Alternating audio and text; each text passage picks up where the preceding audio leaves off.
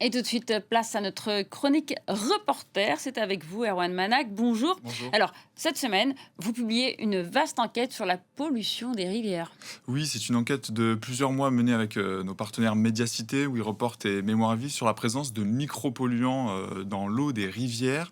Nous avons agrégé des milliers de données issues des stations de surveillance des rivières et nous publions une carte qui vous permet de savoir si le cours d'eau à côté de chez vous est contaminé et si oui, à quoi il est contaminé. Alors finalement, ça donne quoi? Quel résultat? Est-ce qu'on doit s'inquiéter? Oui, les trois quarts des rivières ont enregistré au moins un dépassement de seuil. Ça signifie que nos rivières sont massivement polluées. La carte montre des centaines de points, jaune, orange, rouge. Plus c'est foncé, plus on a retrouvé de polluants différents. Le nord de la France métropolitaine est plus foncé et l'Île-de-France vire carrément au cramoisi. Alors, dans le détail, est-ce que vous avez pu déterminer de quel polluant il s'agit? Oui, alors accrochez-vous, l'inventaire donne un petit peu le tournis. On a trouvé 79 substances différentes au-dessus des limites légales. Le plus souvent, ce sont des métaux. On retrouve du cuivre, du zinc à cause des mines, de l'agriculture intensive et des usines, et en particulier de l'arsenic. C'est de loin la substance qui est le plus souvent au-dessus des seuils. On retrouve aussi des résidus de médicaments ou beaucoup également de HAP. Alors, désolé, les HAP, je ne sais pas ce que c'est. Alors HAP, ça veut dire hydrocarbures aromatiques polycycliques, pardon. Le nom est un peu barbare. C'est un polluant qui vient en fait de la combustion quand on se chauffe au bois avec sa cheminée ou dans les usines qui font de l'électricité ou de la chaleur en brûlant des résidus de bois ou des matières organiques. Les HAP se diffusent d'abord dans l'air et lorsqu'il pleut, ils tombent dans le sol et se retrouvent dans les rivières. Et il faut savoir que les HAP sont extrêmement cancérigènes. Alors, déjà, ça semble beaucoup, mais alors, est-ce que c'est tout?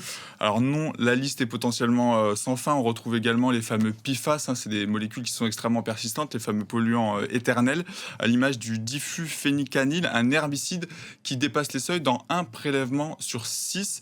Et on va pas tout égrener, simplement vous dire qu'on retrouve aussi un pesticide tristement célèbre, le chlordécone.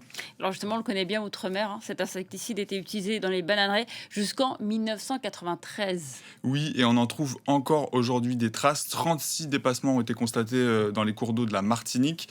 Et encore, nous n'avons pas pu visualiser les données en Guadeloupe, en Guyane et à Mayotte. Est-ce que vous me dites là, ça veut dire que 33 ans après, le chlordécone est toujours là?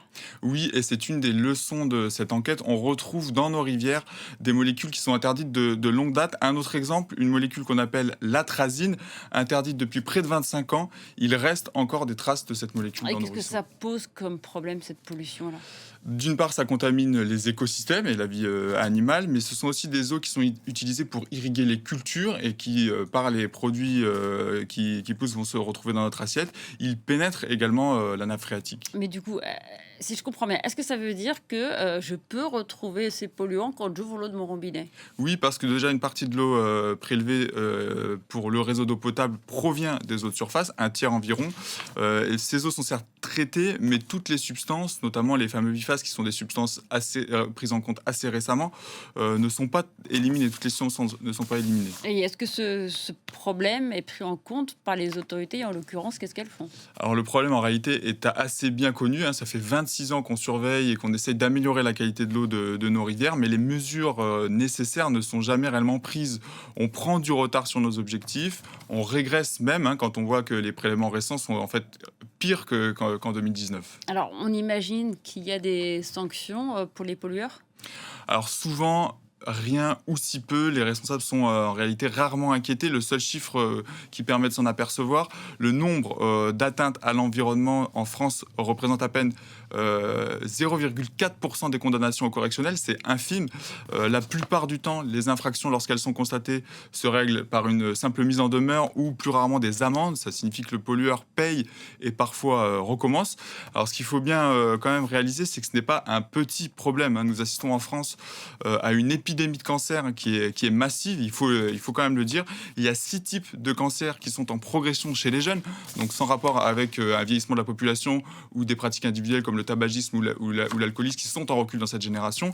Les gens meurent massivement, ils meurent en silence, avec leur famille isolée, ils ne font pas de bruit. Et pendant ce temps-là, les criminels continuent de vendre des produits qu'ils connaissent et qui savent dangereux, et leurs complices à l'Assemblée nationale continuent de retarder les interdictions. Pas plus tard qu'hier, les sénateurs ont voté pour la réintroduction d'un insecticide toxique, l'acétamipride, le même qui avait l'année dernière suscité une vive polémique. La loi doit encore être discutée en commission mixte paritaire mi-juillet, mais la situation appelle à un sursaut collectif. Merci à vous, Erwan Manac, donc sur la publication de cette enquête de reporter sur les polluants qui sont présents dans nos cours d'eau. Merci Merci. à vous d'être venu sur